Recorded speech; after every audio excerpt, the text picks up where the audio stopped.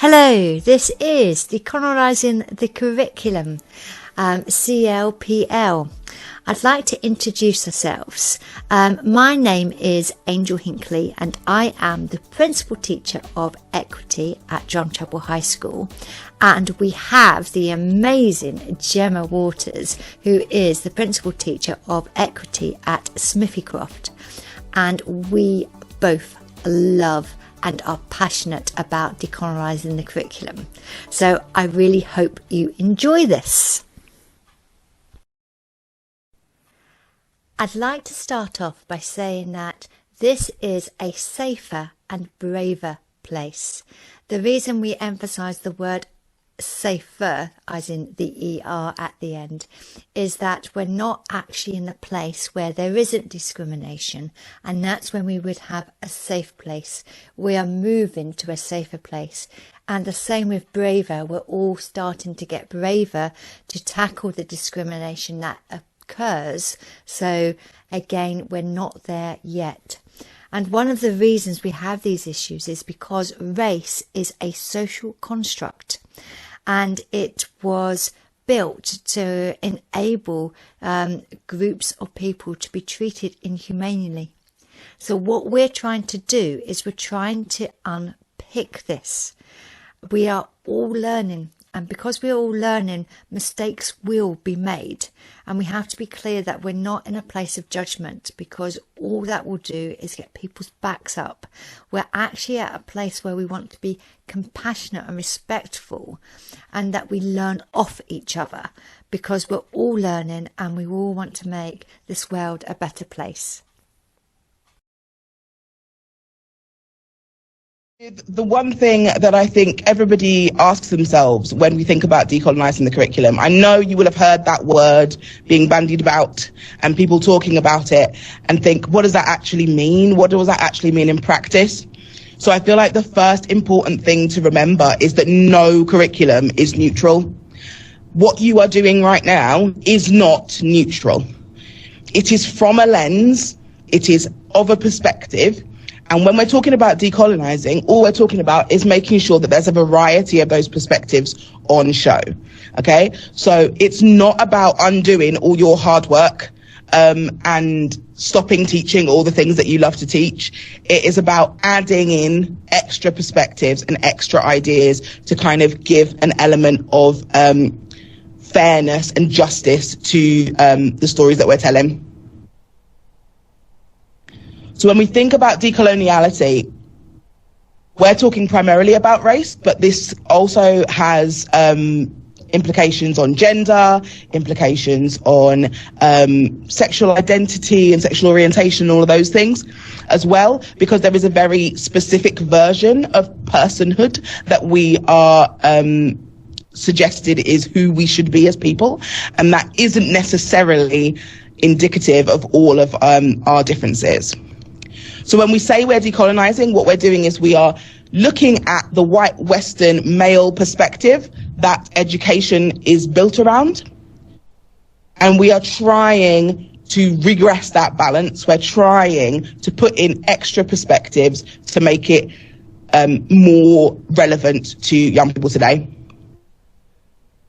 As I said, we're not trying to force you into binning every resource that you've ever used in your career as a teacher. You've probably been doing a lot of this already anyway without even realising.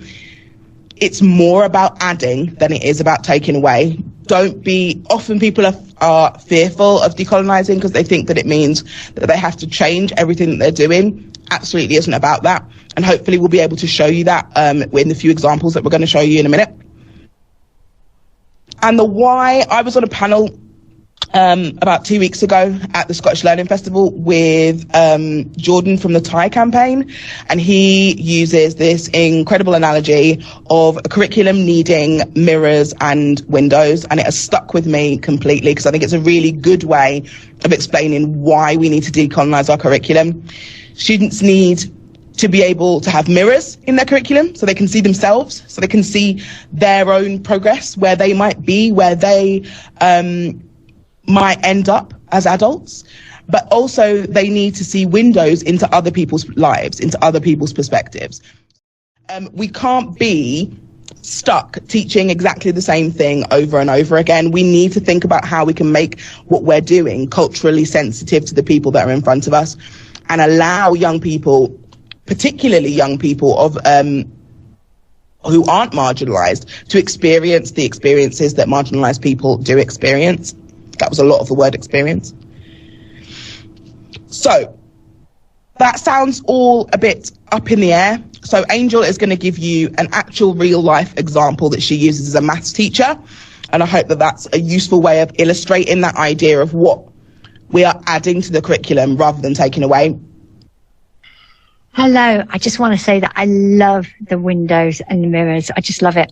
So back to the negative numbers, and I'm trying to explain to you why we need to decolonize the curriculum. So if you type into Google who invented negative numbers, it will come up with what you can see on your screen. Yeah. And this person, John, has done some amazing stuff with negative numbers, and we don't want to take away from that, but he didn't invent them. So you need to dig further into history to find out what happened. So if we go to the next slide, we get to the next installment. Can we just move the slide? Excellent. So the first evidence of negative numbers being used was in China. And that, if you have a look at that, that is BCE. So that's a long, long, long time before John was ever even born. And then if you go further on to the next slide,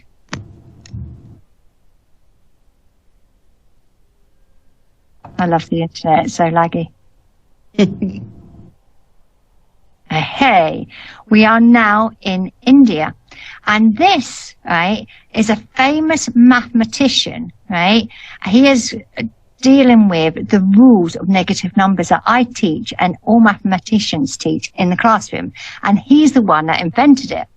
And it's really fun and it's really exciting. But it's also, if we start bringing across that maths is around the world and that what we use is from around the world, we are actually making a young person's view, seeing that they're actually connected with the world, and that can help take away their presumptions and their stereotypes, etc. So it's really useful to do this. So if we can go to the next slide for the next excitement.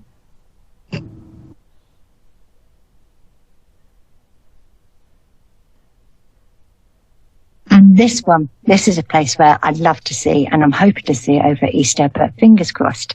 So this is one of the pyramids of Giza. They're absolutely amazing.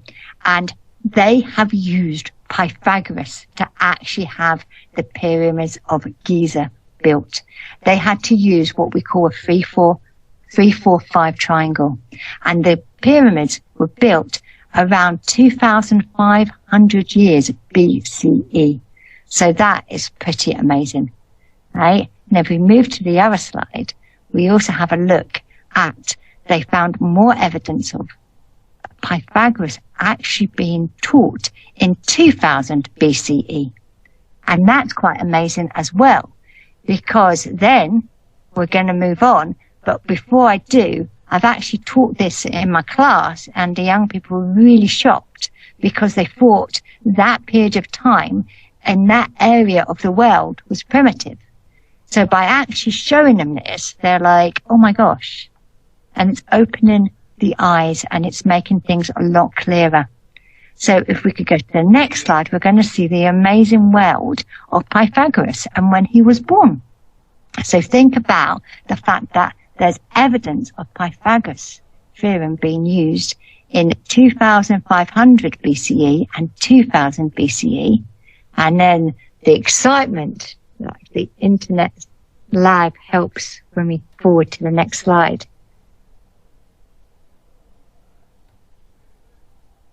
Sorry, Angel, I haven't actually got a next slide. Oh, okay. Oh, basically Pythagoras was born. That's your homework. Check out when Pythagoras was born, which was basically 1,500 years before any of this created. But he did travel around Babylon. He did travel around Egypt. So maybe that's where he got his ideas from. So you can see from that we're not talking about rewriting what is already there. We're talking about uncovering the perspectives that have been missed over time. The idea that what we call the Pythagorean theorem predates him isn't.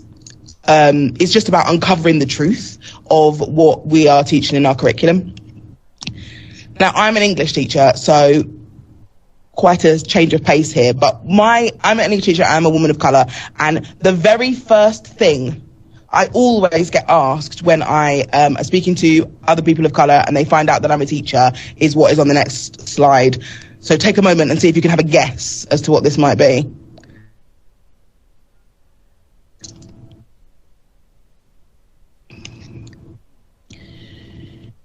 Do you teach of mice and men? I have been asked this question literally hundreds of times. It's usually the first question that I get asked, particularly because in England, of Mice and Men is one of the core texts that's taught, so it's on lots of people's curriculums.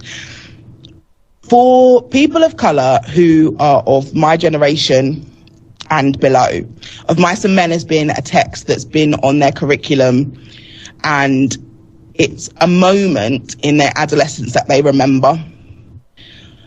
They remember the introduction of the N-word. They remember their teacher using it. They remember their own feelings about the one-dimensional caricature version of a black person that is in this text. And most of the time when I speak to them about this, they don't remember ever having any kind of extra context to that. Of Mice and Men is not in and of itself a problematic text. It's a great text. There are great texts that have problems. What we need to do is not stop teaching Of Mice and Men at all, though I don't teach it. But what we need to do is make sure that we're putting in those additional perspectives, that we're talking about the fact that actually this is a caricature version. This is of its time. The reasoning that we get this kind of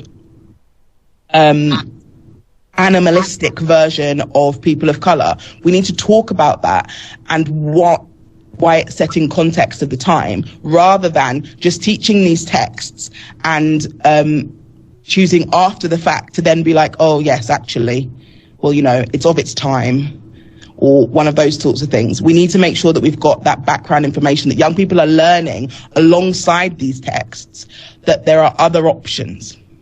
Now, as I said, I'm not saying don't teach Of Mice and Men, but there are so many stories that we can look at that have got black characters that are three-dimensional, or characters of colour that are three-dimensional. We need to make sure that during a student's journey through our school, they are not only seeing texts that are written by old white men, which is often the texts that are challenged in the canon and end up in our curriculum. Similarly to this, I often get the chat about To Kill a Mockingbird. To Kill a Mockingbird is a great text. There is no argument in that. But it is a text that includes what we call a white saviour. So there are black characters that are oppressed in that story, whose oppression is tried to be relieved by a white character. Okay, so it takes away their ability to be an agent in their own lives in the story, and puts into the head of readers that actually people of colour need to be somehow helped by others. They need to be, oh hi Angel, you've appeared. Sorry. They need to be saved. They need to be rescued. Okay, and we have to be careful about how many of these versions of texts we are putting into our curriculum. Often people think diversifying your curriculum, decolonizing your curriculum just means having more black and brown faces in the things that you are teaching. And that would be great.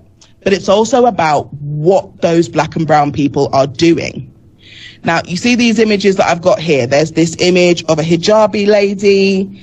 It's actually in Syria, here with some soldiers.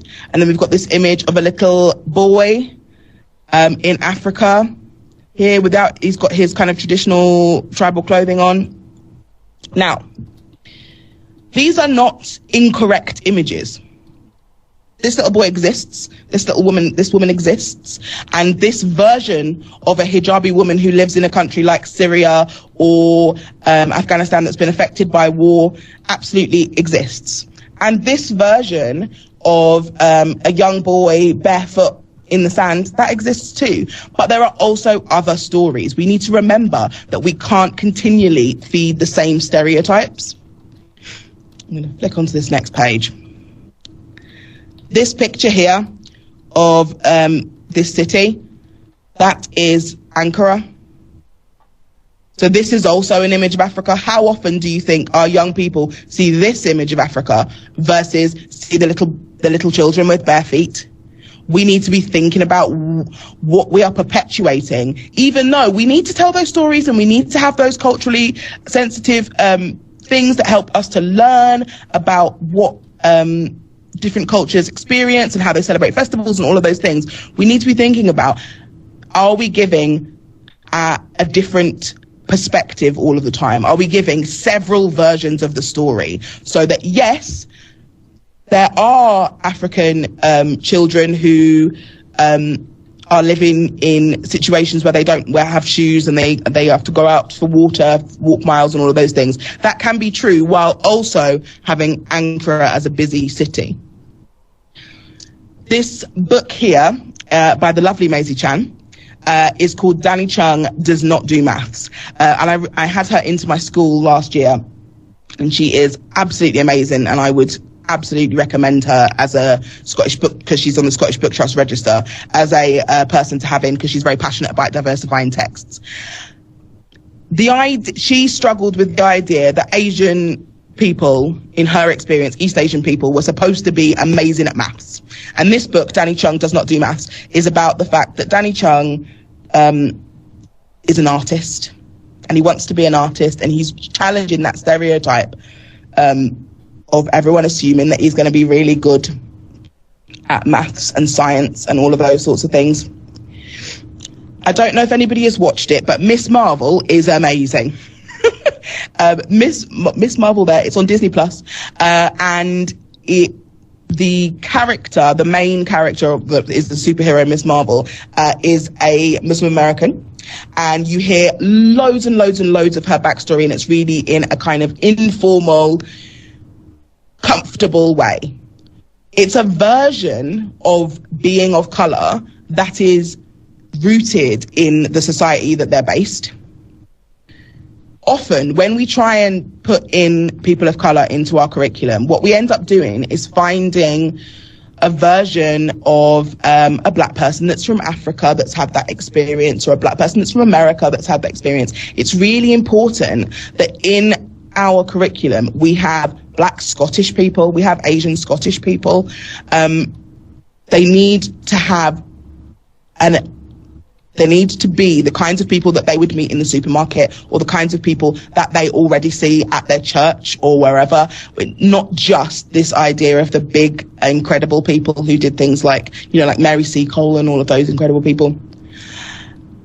Also, I particularly love this picture over here of these footballers. So these two hijabi footballers got their gold medals. I'm not exactly sure. I'm not good with sports. Not sure which competition it was.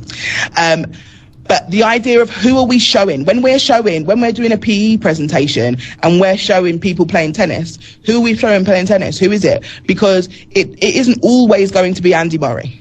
Sometimes it's going to be this gal, right? We have to think about how we're showing these things. So even when you think your subject maybe isn't talking about culture in that way, it can still be representative of the young people that are in front of you, to allow them to have those experiences, and to allow white children to see other versions of being Scottish and being British.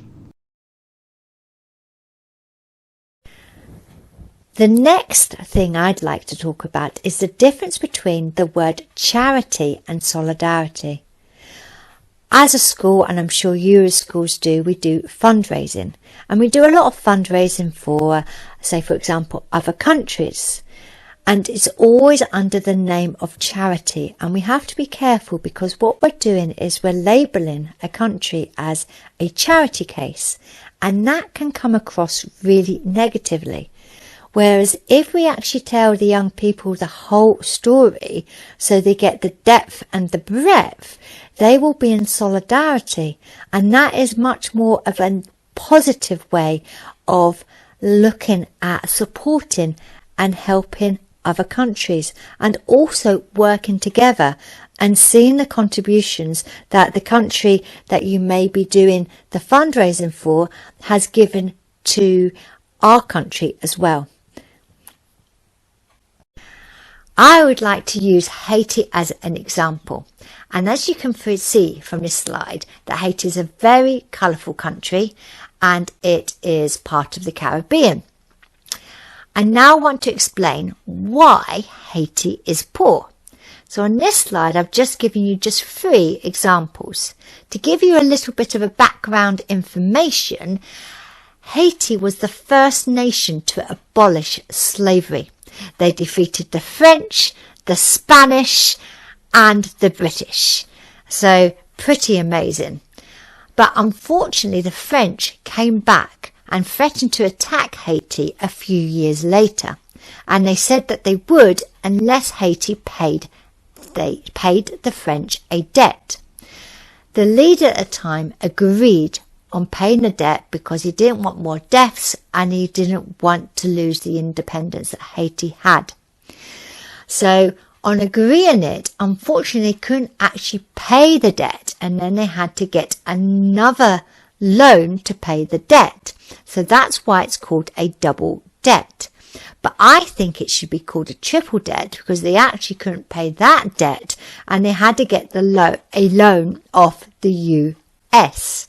So all in all, they had to pay approximately $30 billion, and it took them 120 years to pay it off. The next thing is, in 2010, there was a really bad earthquake in Haiti. And there was a lot of fundraising around the globe to support Haiti. Unfortunately, the Haitian people never got the money, and there's a lot of controversy on where that money actually went.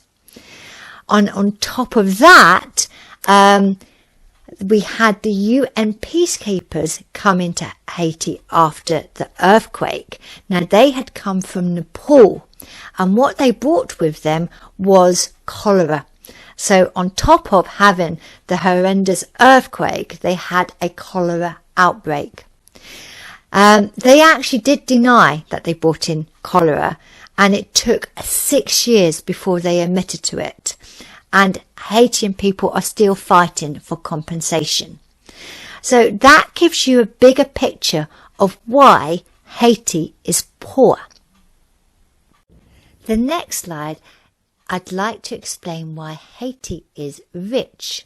Haiti has a lot of natural resources, for example, gold, oil and copper. But most of these resources are owned by Canadian and US companies. Now I'd like to go through why you can't help but fall in love with Haiti. So what's not to love about Haiti? I'm just going to go through a few slides. The first one is a fort, and if you have a look at it, it's pretty amazing. So the first leader after the Haitian Revolution decided that a fort needed to be built because he predicted that the French would come and invade again. unfortunately, he was assassinated. The next slide is an amazing, beautiful piece of artwork. I just love the staircase. It's amazing. The third slide has a story behind it. Now, the story is all about the US loan. So as I said before, the Haitian got a loan from the US, but the US didn't have the confidence of Haitians paying it off. So they invaded them. And when they left these vans, but they weren't like colourful like that. This is the work of the Haitians. It's amazing artwork. I just think it is so, so cool. And the final slide is of a celebration that they have every year to celebrate their independence. We're now going on to another favourite subject of mine, the world map.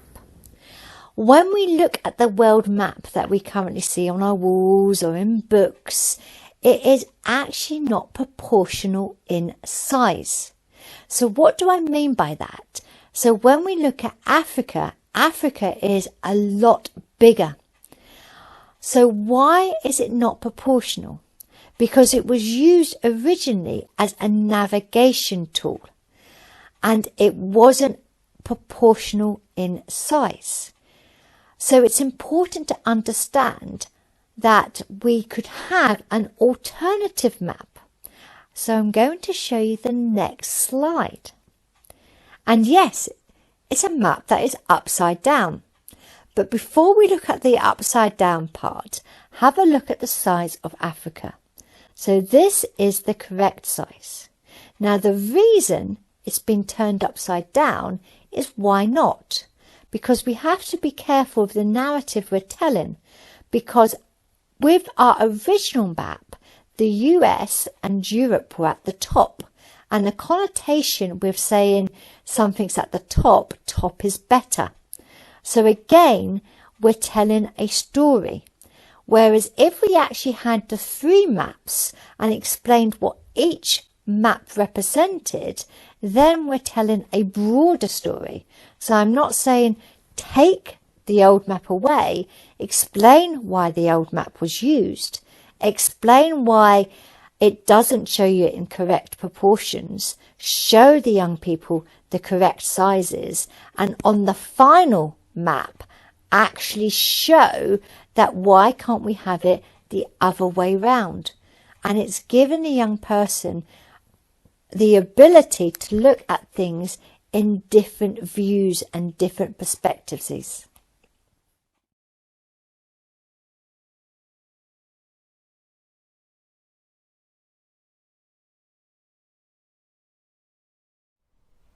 And the last little thing is decolonizing is not just about race.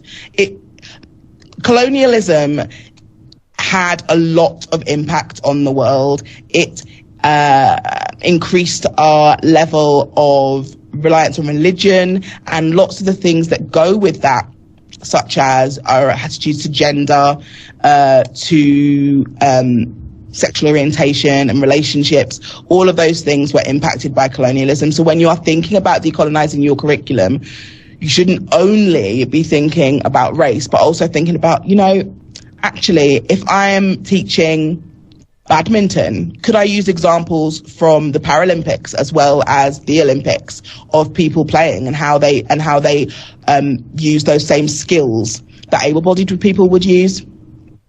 It's about having that moment of reflection on what you're doing and what can I add to this to make this just a little bit better. And we're going to show you our email addresses, so if you contact us, we can connect you on here. We have created a Decolonising the Curriculum Teams. Yeah? And what we've got is, so we can chat to each other and you can ask for advice and we can help you and you can share. But also, when you go to files, there is a OneNote called Decolonising the Curriculum. And hopefully you'll be okay with navigating to it. But if you click on it and there's a little bookcase thing, you open it up and we have got lots of different ideas for every single subject within the school. Yeah. So we've got it for science, for maths, for English, for social sciences, for art, for PE, for PSE. I'm going to leave somebody out for languages. Now I wish I didn't start because I'm going to leave somebody out and feel really, really bad. But it's for all the subjects. And also at the end, we've got a bit of a CLPL on anti-racism, where we've got some videos that you can watch as well. So it's to give you the supporting guide and also know that it's not just this one presentation thing and then that's it, you're stuck and you're like, oh. So when you have a look, put down as I'm talking, write down an email address. If you want this information, if you want to be part of teams, please join us, because the only way we can do this, because it is a huge job and there's so much out there that we can learn from each other. As I said, I only learned about Haiti about a couple of years ago, so I'm just like overfull and I keep learning about it. And there's so many more resistance I want to learn about. So it's like sharing all this information, and the only way we can do this is to share together. So I think it's a really good opportunity. So I'm going to say, if you want anything, just email us and we'll get you shared on our teams.